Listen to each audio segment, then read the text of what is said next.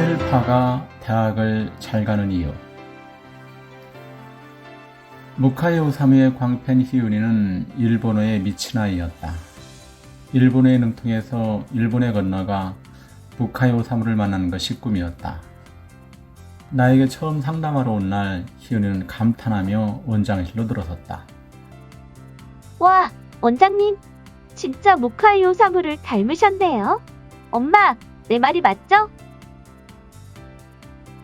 히우니는 의자에 앉지도 않은 채 나를 바라보며 호들갑을 떨었다. 히우니의 어머니는 어쩔 줄 몰라하며 손을 내저었다. 빨리 여기에 앉아. 하지만 히우니는 휴대전화를 들이대며 쫑알거렸다. 저기 원장님, 죄송한데 사진 한 장 찍어도 되죠? 어머, 진짜 무카이 오사무를 닮았어. 어쩜 진짜 이럴 수가 있지? 조용히 안 해. 빨리 자리에나 앉아. 에고, 원장님 죄송합니다. 애가 철이 없어서. 히우니 어머니는 당황해하며 히우니의 손을 잡고 끌어와 자리에 앉혔다. 나 역시 당황스러웠다. 무카이 오사무? 나는 처음 듣는 이름이었고 관심도 없는데 히우니는 계속해서 내가 무카이 오사무를 닮았다고 흥분을 가라앉히지 못했다. 이 자리를 빌어 분명하게 이야기한다. 추후에 내가 무카이 오사무를 검색해본 결과 그는 매우 잘생긴 일본 배우이고 키도 훤칠했으며 목소리도 아주 매력적이었다. 양심을 걸고 고백하는데 나는 그 배우와 전혀 닮지 않았다. 혹시라도 무카이 오사무라는 배우의 팬이 있다면 이 자리를 빌어 진심으로 사과드린다. 히우니는 조금이라도 마음에 드는 사람을 만나면 무카이 오사무를 들이대는 그저 순진하고 맹랑하고 귀여운 일본어 오타쿠라고 보면 된다. 히우니는 참으로 유쾌한 아이였다. 등산배낭처럼 큰 가방을 메고 다녔는데 그 안에 일본 만화책이 가득 들어 있었다. 키도 작은 아이가 너무 큰 가방을 메고 다녀서 뒤에서 보면 다리가 달린 가방이 저 혼자 움직이는 것처럼 보였다.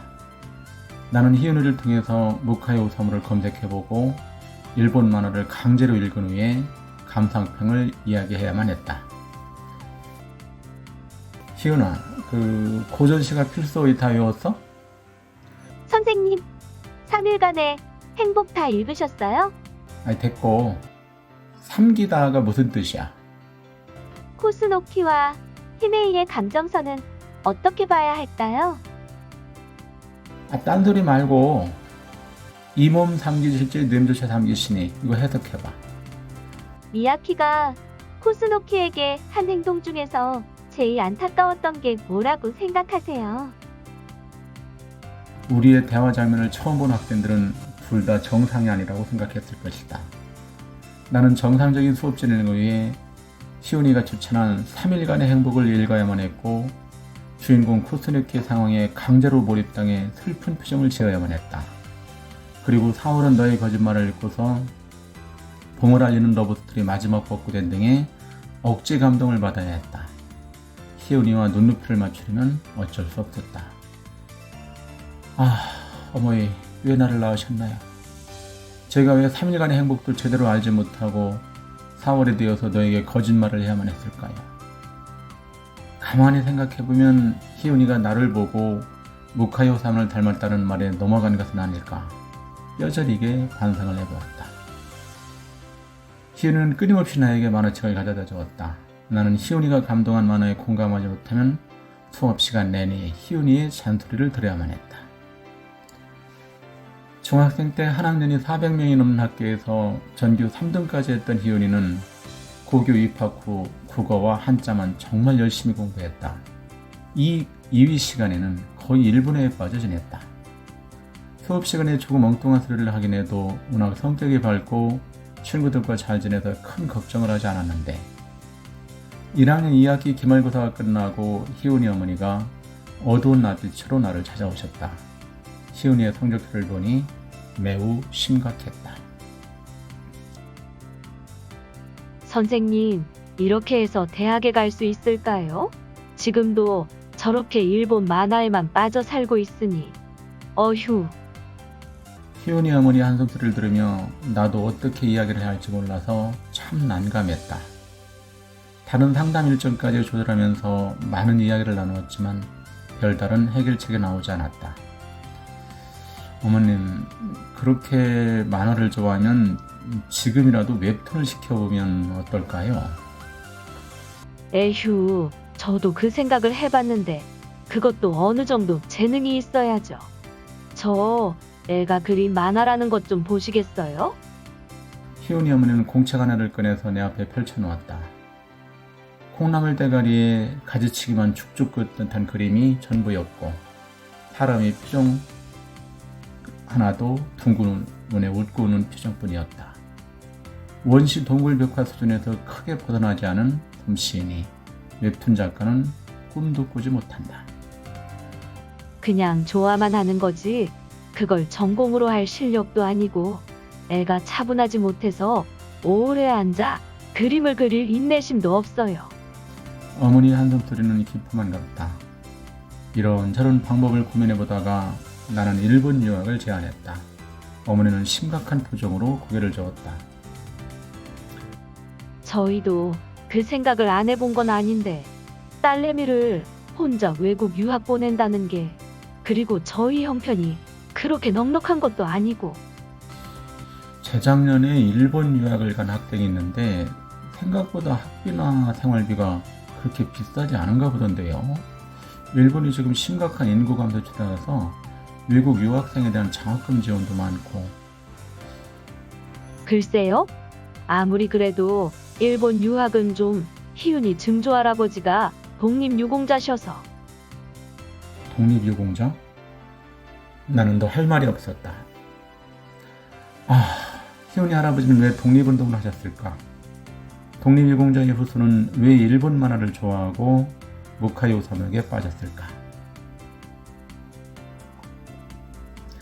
증조 할아버지가 나카무라 순사에게 고문을 당했을지도 모르는데 희훈은 왜 하필이면 일본어에 사랑에 빠졌을까?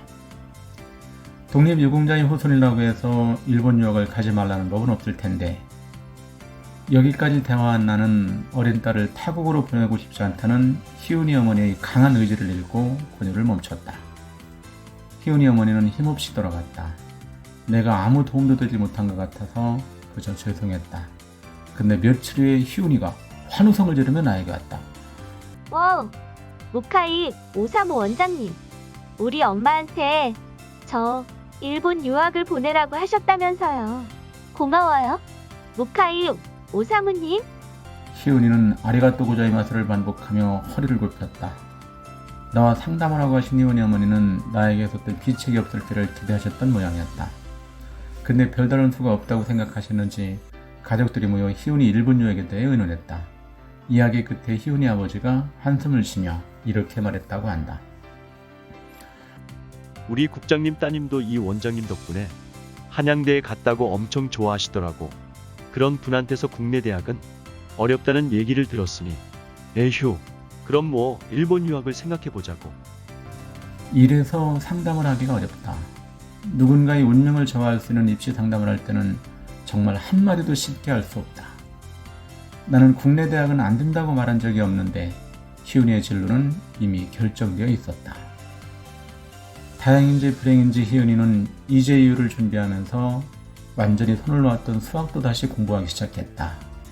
일주일에 2번씩 만나던 희훈이를 한 번만 보게 된 것이 약간 아쉬웠지만 정말 열심히 공부하는 모습을 보면 너무나 기특했다.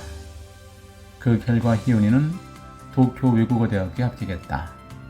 그리고 무카이 오사무를 만날 수 있다는 희망을 안고 일본 유학을 떠났다.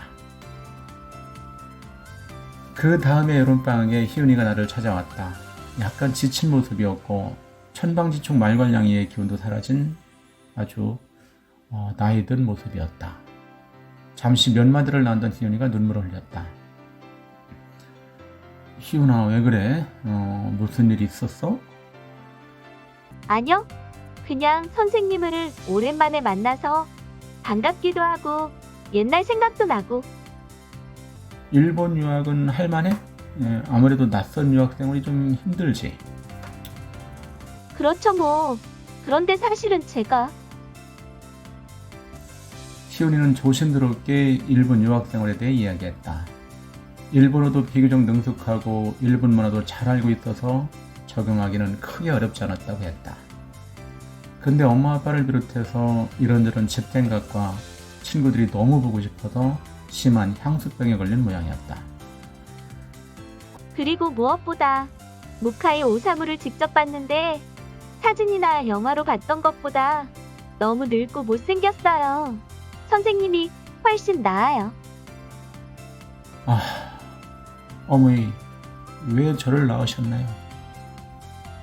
앞서 말했지만 이 자리를 빌어 분명히 다시 짚고 넘어간다. 무카이 오사무는 매우 잘생긴 일본 배우다. 키도 훤칠하고 목소리도 아주 매력적인, 또다시 내 양심을 걸고 고백한다. 나는 그와 전혀 닮지 않았다. 무카이 오사무 팬들에게 진심으로 사과드린다. 희은이는 수능을 다시 보고 어디든 국내 대학에 가고 싶다고 말했다. 나는 맨 먼저 희은이의 수학 실력을 물어보았다. 국어는 네가 워낙 좋아했으니 하면 되고 영어도 뭐 기본이 되어 있는데 수학은 어떻게 할 생각이야? 솔직히 저 고등학교 올라와서 일본 만화에 빠지면서 수학은 완전히 포기했었는데 이즈리유를 준비하면서 수학을 다시 보게 됐어요. 기본 개념서만 5번 공부했는데 이제 고1 수준 수능 문제는 거의 다 맞출 수 있고 고2 수능 수학도 2등급 정도는 나와요. 에? 언제? 일본 가서요? 일본 유학 가서 수능 수학 공부를 했다고? 네, 엄마 아빠 보고 싶을 때 수학 공부하면 문제에만 집중할 수 있어서 좀 낫더라고요. 입시는 진짜 모른다. 일본 만화에 빠져서 일본 유학까지 갔던 학생이 향수를 달래기 위해 수학 공부를 하고 수능 수학에 자신감을 가졌다? 진짜 마지막까지 입시는 모르는구나. 희연이는 일본으로 돌아가지 않고 독학 재수를 시작했다. 학생들이 없는 시간에 틈틈이 학원 청소하라 베트라는 조건으로 새로 바뀐 수능 국어 유형을 설명해주니 비교적 잘 따라왔다. 9월 모의평가에서 국어 1등급, 수학 3등급, 영어 2등급, 사회문화 2등급, 동아시아사 2등급, 그리고 당연히 일본어는 1등급을 받았다. 수학이 여전히 문제였으나 조금만 더 하면 좋은 결과가 있지 않을까 기대할 수 있었다. 희은이 어머니와 다시 상담을 해서 수학은 킬러 유형 문제를 빼고 전체적으로 다시 훑어볼 수 있도록 위층에 있는 수학 원장님의 파이널 특강을 듣게 했다. 희은이는 수능 3일 전까지 수학 원장님의 배려로 개인 교습을 받았다. 그리고 마침내 수능 성적표가 나왔다. 국어 1등급 만점이었다. 영어 2등급, 사회문화 1등급, 동아시아사 1등급, 그리고 물어보라마나 일본어 1등급 만점. 그런데 국어학원 원장인 나는 희은이의 국어 1등급에 눈길이 가지 않았다. 수학 등급을 확인한 순간 한국의 짝퉁 늙은 무카이 오사무와 일본 만화 오타쿠는 손을 잡고 울었다. 수학 1등급이었다. 입시는 진짜 모른다. 하지만 그저 운만 믿어서는 안 된다. 희은이에게 이재이유는 다소 엉뚱했지만 분명 새로운 돌파구였고 역전할 수 있는 기회를 안겨주었다. 희은이는 서울교육대학교에 합격했다. 지금은 초등학교 교사가 되어 즐겁게 생활하고 있다. 여전히 일본 만화 광팬이지만 무카이 오사무는 그다지 좋아하지 않는다.